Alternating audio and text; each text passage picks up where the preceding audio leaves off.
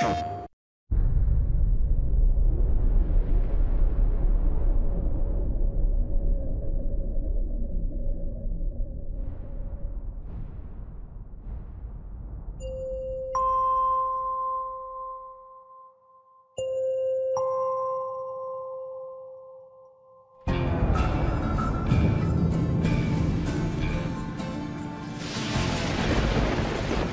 previous game, Warhawk, of course, multiplayer only, and has a really strong multiplayer community. Actually, interesting note, was the first game that I've worked on in my career that built up a community around it, which was a really neat experience because we have some pretty rad fans.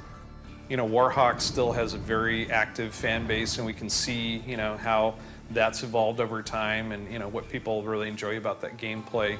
And those have influenced the design decisions for StarHawk. With StarHawk, we'll give you a place to enjoy it co-op. We'll give you a place to enjoy it by yourself. I expect a large percentage of those players are going to go online.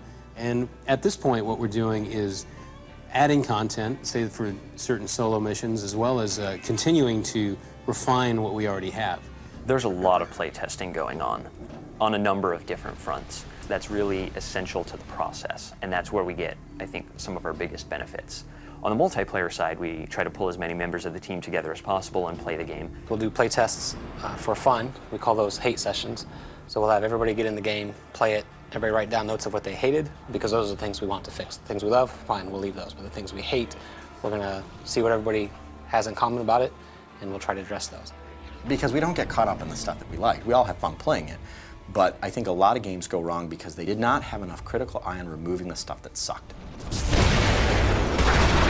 We have a blast when we do multiplayer sessions. They're a lot of fun. You got these guys on your butt and they're shooting you, and then all of a sudden you lay down like a turret, and just mow them down. I mean, there's nothing like that. Build walls, I'm gonna build some turrets, I'm gonna call some guys in, and it's a ton of fun. You can do the same multiplayer level hundreds of times, and it can be different every time. The kind of mayhem that you can really unleash in this game, it makes it a lot more interesting and a lot more chaotic, and I like that. When all of the dust literally settles, there's a base here where there wasn't anything before, and that feels kind of neat. And so we're a third-person shooter, first and foremost, but we also give the player lots of different ways to participate in that action.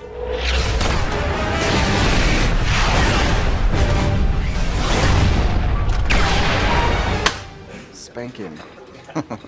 Here, they've made it feel really like a personal thing, Like my 3 years of work is going to hit this crescendo when we can unveil it to everybody, and everyone's already super excited about it, so it's really cool, I know that we've put a lot of energy and time in it, and personally I feel attached to it, and personal bias aside, I feel objectively that we have a really good game and a great thing that I want other people to see and experience and feel the same excitement that I have. We have a lot of Warhawk fans, we call them Warheads, and they have a lot of questions for us, which we try to answer. But our bar, no matter what they say, is actually higher than anybody's. And we are our own worst critic, and as we go forward, we're just going to be that much harder on ourselves. That experience from Warhawk is something that we learned from, and we're going to take it to the next level with StarHawk.